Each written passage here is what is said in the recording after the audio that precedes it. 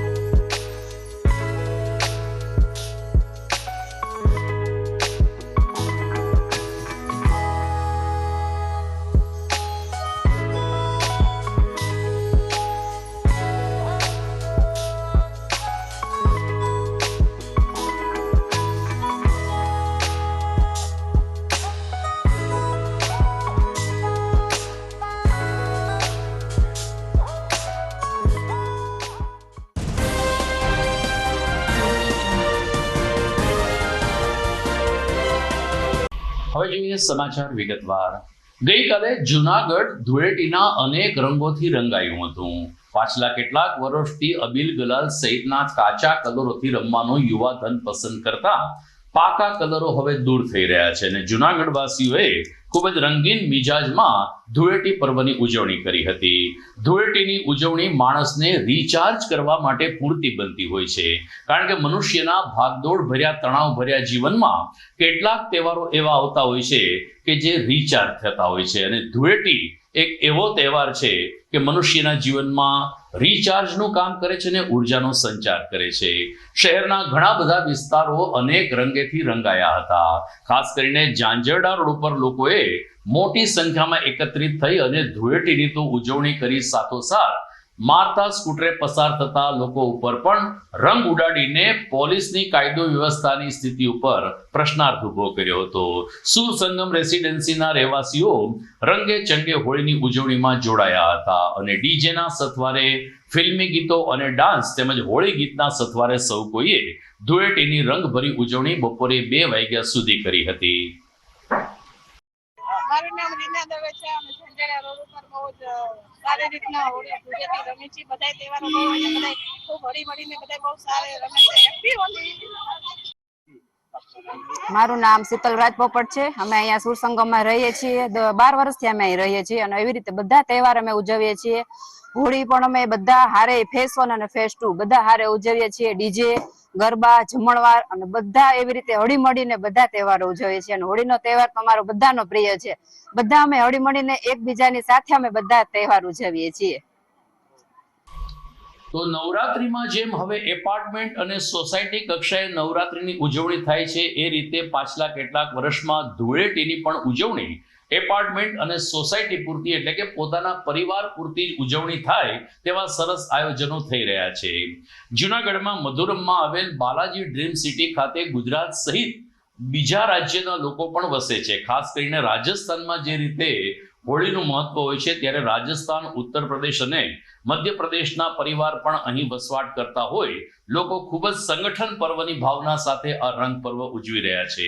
ગઈકાલે ધૂળેટીને દિવસે બાલાજી ડ્રીમ સિટીના પરિસરમાં અનેક રંગોથી અબાલ વૃદ્ધ સૌ કોઈ, ખાસ કરીને બાળકોએ નીત નવી પિચકારીથી એકબીજા ઉપર કલર ઉડાડીને ધૂળેટી પર્વની શાનદાર ઉજવણી કરી હતી.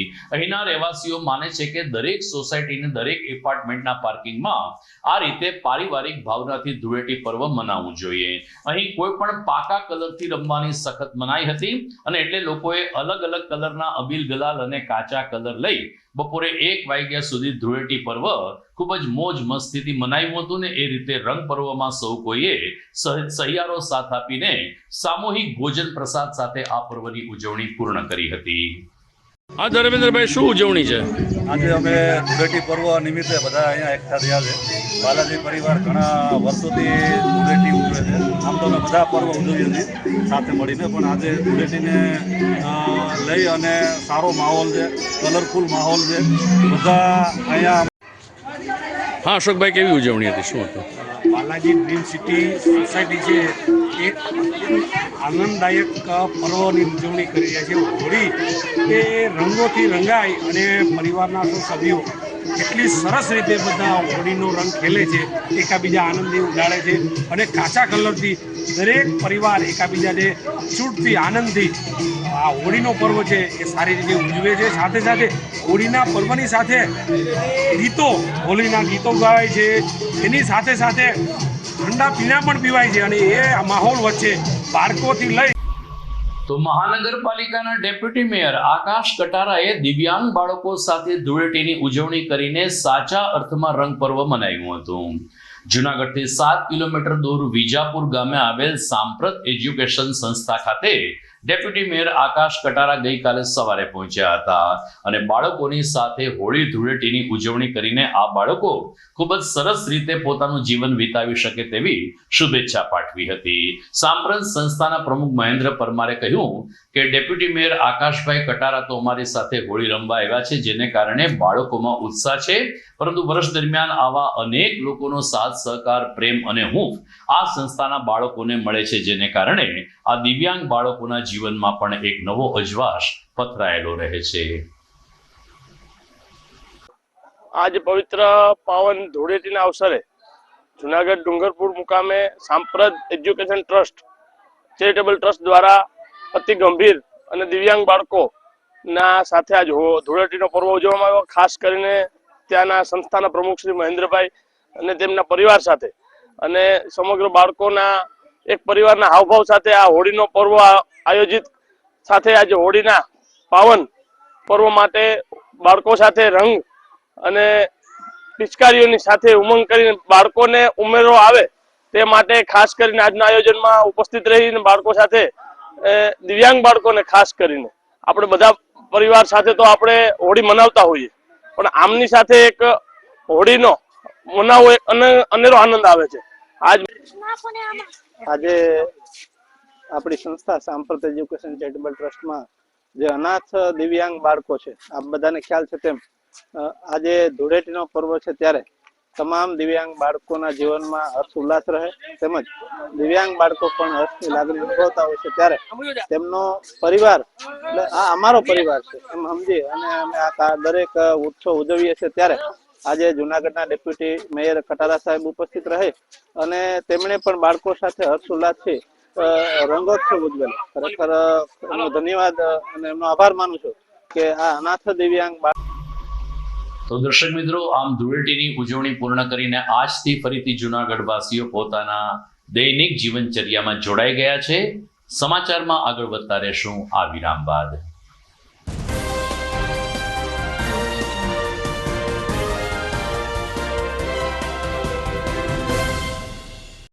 અભિનંદન વેવાય, એ આજનો દિવસ આપણા માટે ખૂબ શુભ છે, કેમ કે તમારી દીકરી નિશા અને મારા દીકરા સંજુના લગ્નની તારીખ નક્કી થઈ ગઈ ને. હાજી હાજી પપ્પા, લગ્નની તારીખ તો નક્કી થઈ ગઈ, પણ લગ્ન માટેની જ્વેલરીઓ? સંજુ બેટા, તારા દાદાજીના વખતથી ચોકસી હીરાલાલ મકનજીની જૂની પેઢી છે ને, એની સાથે આપણો વર્ષો જૂનો ઘરોબો છે, જે અત્યારે જય ભવાની જ્વેલર્સના નામે ફેમસ છે બેટા. જય ભવાની જ્વેલર્સ મતલબ ચોકસી બજાર જુનાગઢ? તમે પણ જય ભવાની જ્વેલર્સ સાથે? અમે ભલે રાજકોટના હોઈએ, પરંતુ જય ભવાની જ્વેલર્સ સાથે અમારો પરિવાર પણ વર્ષોથી સંકળાયેલો છે, જ્યાં છેતરાવાની કોઈ શક્યતા જ નથી. આને કહેવાય સોનામાં સુગંધ ભળી. વહુ બેટા, ચાલો આપણે સૌ જઈએ જય ભવાની જ્વેલર્સના શોરૂમ પર. તમે લોકો જઈ આવો, હું રસોઈ બનાવી રાખું. લક્ષ્મી, આપણા દીકરાના લગ્નમાં થોડા દાગીના તારા માટે થઈ જાય. હે ચાલો મમ્મી. ચાલો ચાલ બેટા.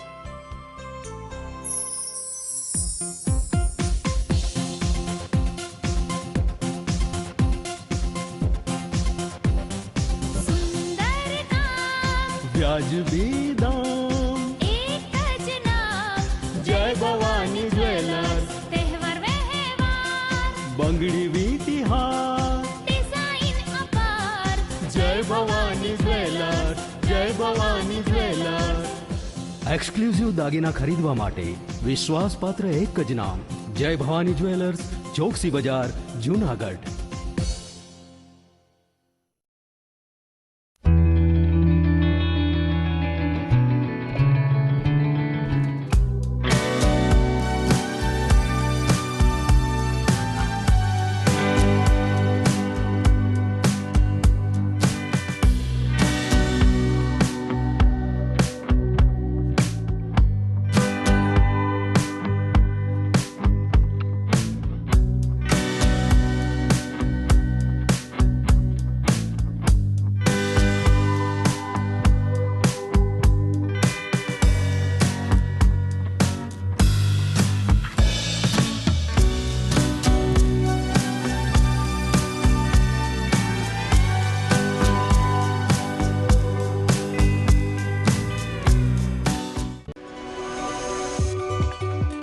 જૂનાગઢના યુવા ક્રિકેટ પ્રેમીઓ માટે આનંદના સમાચાર. જૂનાગઢમાં સૌ પ્રથમ વખત શરૂ થઈ ચૂક્યું છે બોક્સ ક્રિકેટ.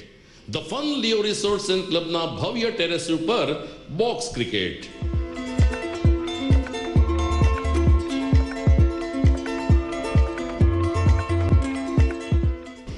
બોક્સ ક્રિકેટ નોંધી લેશો સમય સવારે 6 થી બપોરે 12 અને સાંજે 6 થી રાત્રિના 12. વ્યવસાયકારો નોકરિયાત વર્ગ માટે ખાસ રાત્રિનો સમય પણ શરૂ કરવામાં આવ્યો છે. એક વખત અચૂક રમો બોક્સ ક્રિકેટ યુવા ક્રિકેટરોને ઉત્તેજન આપતા the fun Leo resorts and ક્લબના આ નવતર અભિગમમાં જોડાઓ અને બોક્સ ક્રિકેટનો આનંદ માણો. વિશેષ માહિતી અને રજીસ્ટ્રેશન માટે સંપર્ક 0285 2658 444.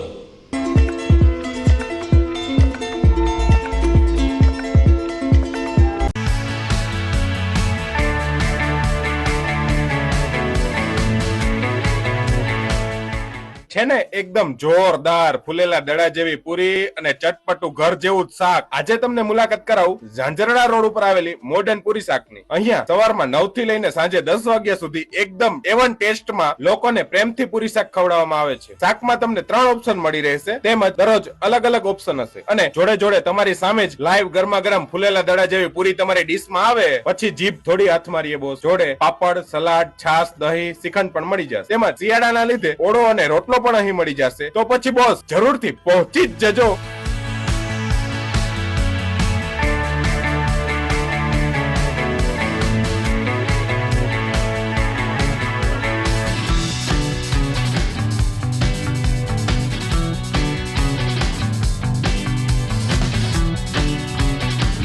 મોડર્ન પૂરી શાક. એડ્રેસ સિદ્ધનાથ મહાદેવ મંદિરની આગળ, બાબા કોમ્પ્લેક્સ સામે, Zanzarda road, Junagadh. Mobile number 9979384445.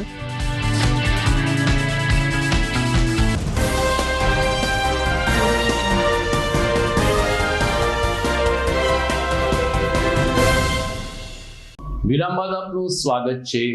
Junagadh એસટીના વિભાગીય નિયામક તરીકે જ્યારથી વીબી ડાંગરે પોતાનો ચાર્જ સંભાળ્યો છે ત્યારથી જુનાગઢ એસટીના 9 ડેપો તેમજ જુનાગઢ કચેરીને અવ્વલ નંબર પ્રાપ્ત કરવા માટે શ્રેણીબદ્ધ પગલાં લઈ રહ્યા છે. મહાશિવરાત્રિના મેળામાં સરસ બસોના આયોજન પછી ધૂળેટી પર્વ ઉપર પણ અનેક વધારાની બસો દોડાવીને વિભાગીય નિયામકશ્રીએ એસટીની મુસાફરીને વધુ સરળ બનાવી છે, પરંતુ સાથોસાથ તેમણે કડક વલણ પણ અખત્યાર કર્યું છે. તાજેતરમાં મફત મુસાફરી કરાવનાર 4 કંડક્ટરો સામે વિભાગીય નિયામકે કડક પગલાં લીધા અને એમની સાથે દંડની કાર્યવાહી ફટકારી હતી. તો ગીર સોમનાથ ડેપો નીચેના 2 ડ્રાઈવરોને પણ ચાલુ બસે મોબાઈલ ઉપર વાતચીત કરતા હોવાનું માલુમ પડતા બંને ડ્રાઈવરોને સસ્પેન્ડ કરવાની તજવીજ હાથ ધરાઈ છે. વીબી ડાંગરે જીટીપીએલ જુનાગઢ ન્યૂઝ ચેનલને જણાવ્યું કે જુનાગઢ એસટીમાં સ્વચ્છતાનો સંદેશ મળે તે માટે 180 જેટલા મુસાફરો કે જેઓ પાન, માવા અને ગુટકા ખાઈને પિચકારી મારતા હતા એની સામે પણ દંડની વસૂલાત કરવામાં આવી છે. એસટી વિભાગ જુનાગઢ દ્વારા માહે ફેબ્રુઆરી 2026માં વિવિધ પ્રકારની કામગીરી જેમ કે લાઇન ચેકિંગ અને સીઓ ચેકિંગ, આ ઉપરાંત બસ સ્ટેશનના જે સ્વચ્છતા જાળવવાની બાબત છે એ બાબતે પૂરતી તકેદારી રાખવામાં આવે છે. સદર ફેબ્રુઆરી માર્ચ દરમિયાન 4 એવા કંડક્ટર મળી આવેલા કે જેઓએ મુસાફર પાસેથી પૈસા લઈ લીધેલા હોય અને મુસાફરોને ટિકિટ ના આપેલી હોય, એટલે કે ટિકિટ ચોરીના આવા ગંભીર બનાવમાં એમને 848 રૂપિયાની ઉચાપત કરેલી હોય, જેઓની સામે એસટી નિગમની ખાતાકીય કાર્યવાહી નિયમ અનુસાર હાથ ધરવામાં આવેલી છે.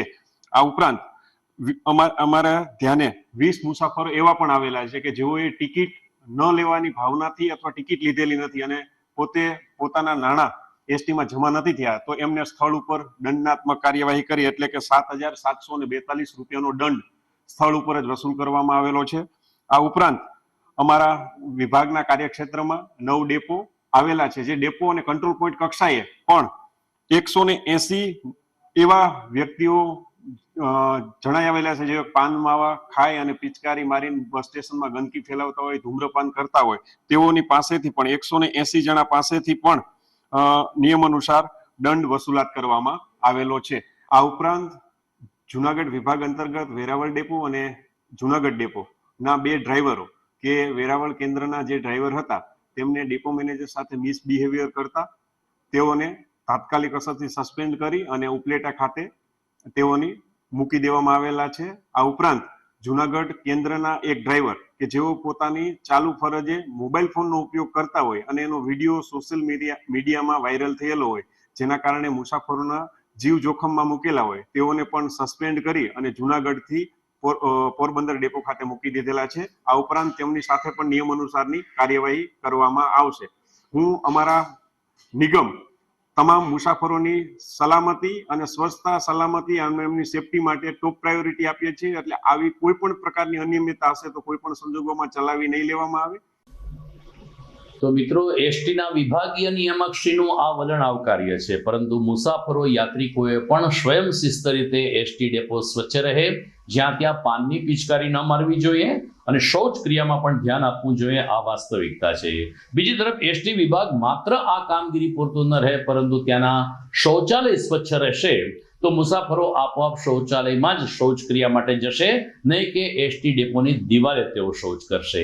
તો આ રીતે જુનાગઢ જીટીપીએલ જુનાગઢ ન્યૂઝ એક તરફ મુસાફરોને પણ અપીલ કરે છે, બીજી તરફ એસટી તંત્રને પણ અપીલ કરે છે કે મુસાફરોની સુવિધા માટે તબક્કાવાર ત્યાં કામગીરી કરવામાં આવે, ત્યાંના પંખા ચાલુ રહે, ઉનાળો આવે છે, પીવાનું પાણી મળી રહે, શૌચાલયો સ્વચ્છ રહે. આ પ્રકારના જો વિભાગીય નિયામકશ્રી પગલાં લેશે તો આપોઆપ એસટી બસ સ્ટેન્ડ સારું અને સુઘડ રહેશે.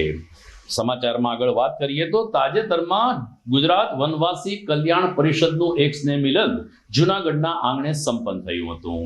આ સ્નેહ મિલનમાં ખાસ કરીને વર્ષોથી આદિવાસી સમાજ માટે જે કંઈ કામ કરવામાં આવે છે તેનું પ્રતિબિંબ પાડવામાં આવ્યું હતું. તો છેલ્લા 20 વર્ષથી ડોક્ટર મુકેશ પાનસુરિયાના માર્ગદર્શન નીચે આદિવાસી વિસ્તારમાં જઈને જે પણ કંઈ વિકાસ કામો અને પ્રજાલક્ષી કામો કરવામાં આવે છે તે અંગે આ સંમેલનમાં ચર્ચા કરાઈ હતી. ખાસ કરીને જૂનાગઢના ટેકનોક્રેટ ભાવેશભાઈ જાદવ આ સંમેલનમાં અતિથિ વિશેષ પદે હાજર રહ્યા હતા અને તેમણે સનાતન ધર્મ આધારિત અભ્યાસક્રમ અંગે સૌ કોઈને માહિતગાર કર્યા હતા. એટલું જ નહીં, વર્તમાન ટેકનોલોજીનો સહારો લઈને સનાતન ધર્મના અભ્યાસક્રમને આપણે કેવી રીતે વધુ સુદૃઢ બનાવી શકીએ તેની ચાવીરૂપ ચાવી ભાવેશભાઈ જાદવે પૂરી પાડી હતી. ઉપસ્થિત તમામ લોકોએ તાલીઓના ગડગડાટથી આ જાહેરાતને વધાવી અને અમે તમારી સાથે છીએ, તમે આગળ વધો તેવો કોલ પણ આપ્યો હતો.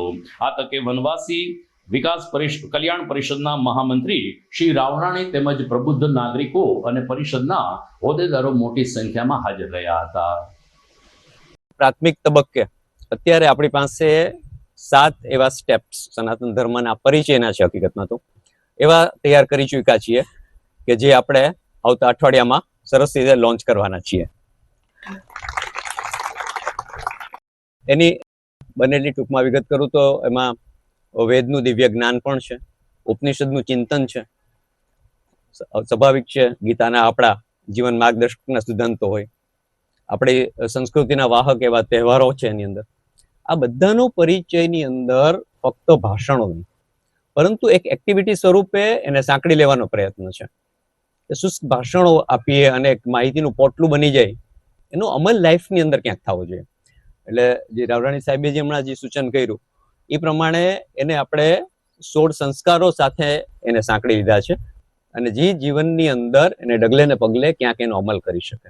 જે આપણા 16 સંસ્કારો જે છે એનું મહત્વ કેટલું જે છે એ સ્વાભાવિક છે કે આપણે આપણી પેઢીને શીખી શક્યા નથી. તો એને સાંકળી અને આખો આ કોર્સ ડિઝાઇન કર્યો છે. જો આપણી નવી પેઢીને કદાચ આપણે સનાતન સંસ્કાર, આ સંસ્કૃતિ આપણે વહન નહીં કરી શકીએ તો કદાચ એવું સફળ તો બનશે. બાકીની આપણી જે એજ્યુકેશન પદ્ધતિ છે, આપણે ઓવરઓલ આપણે સામાજિક પરિસ્થિતિ છે એ સફળ બનશે, પણ કદાચ સાર્થક નહીં બને.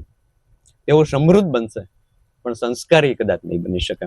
આપણું કર્તવ્ય છે કે એને માત્ર ઓળખ નહીં પરંતુ આત્મબળ આપવું પડશે. અને આ પ્રોજેક્ટની અંદર આપણે સૌ અનુભવી ચૂક્યા છીએ કે સનાતન તો આપણને ભય નહીં પરંતુ નિર્ભયતા શીખવે જ ને. તે આપણને અંધશ્રદ્ધા નહીં પરંતુ વિજ્ઞાન અને એના અલગ અલગ પ્રકારના સામાજિક પરિમાણો અનુભવે છે. આપણી સંસ્કૃતિએ વિશ્વના મંચ ઉપર વિવેકાનંદને ગર્જના કરતા શીખવાડ્યા હશે કે સંશયમાંથી બહાર પાડનાર અર્જુનને ઊભો કર્યો. જે રામચંદ્ર પ્રભુ શબરીના બોર ખાતા હોય એમાં આભડછેટ હોય, એનાથી કયું વધારે ઉદાહરણ જોઈએ? તો સમાજમાં સમભાવ, એકાત્મ ભાવ નિર્માણ કરવા માટે આપણે પ્રવૃત્ત થઈએ નગરમાં, એવું કામ કરી શકીએ. આપણી પાસે જો કોઈ આવડત છે એને વનવાસી ક્ષેત્રમાં આપવા માટે આપણે ત્યાં પણ જઈએ અને નગરમાં પણ જઈ શકીએ. આપણી પાસે વનવાસી કલ્યાણ પરિષદ જાણકારી છે આપવા માટે મહિનામાં એક વખત, જાણવા રાખજો, મહિનામાં એક વખત 1 કલાક આપી શકીએ કે નહીં? તમારે જેને લાગે કે અમે મહિનામાં પણ 1 કલાક ના આપી શકીએ તો હાથ ઉપર કરો. દર્શક મિત્રો, જુનાગઢમાં રંગ પર્વ ઉપર જામકા ગામના એક યુવાનની હત્યા કરવામાં આવી. અહેવાલ જોઈએ આ વિરામ બાદ.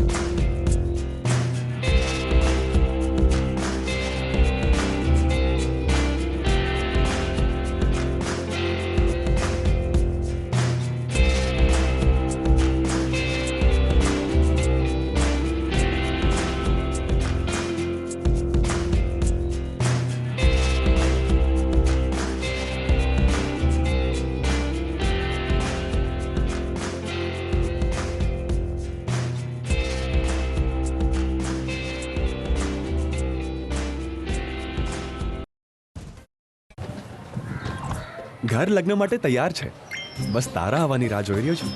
નવું ફર્નિચર, નવું ટીવી, નવો કેબલ. કેબલ? આજના જમાનામાં કેબલ? ખૂબ જ સરળ પરિવાર છે. જ્યારે આ છે તો બીજા કઈની શું જરૂરત? જ્યારે આ છે તો બીજા કઈની શું જરૂરત છે? GTPL ઓફર કરે છે HD પિક્ચર ક્વોલિટી અને GTPL ની 24/7 ગ્રાહક સપોર્ટ. આ તે જમાનાનું નહીં, આ જમાનાનું કનેક્શન છે. કાલે લગન કરી લઈએ.